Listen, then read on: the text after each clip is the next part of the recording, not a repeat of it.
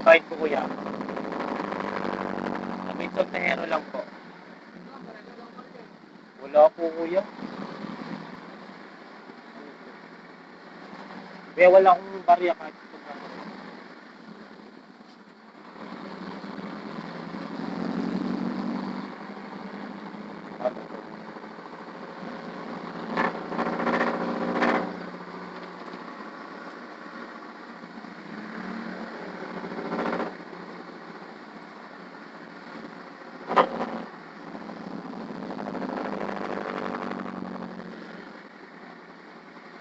dito na lang po kuya.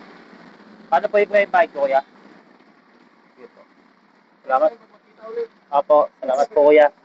Sige po. Pasensya na po. Ang init.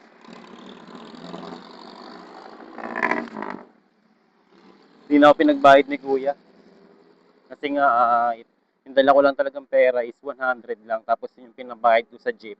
Then si kuya nga, wala daw siyang barya.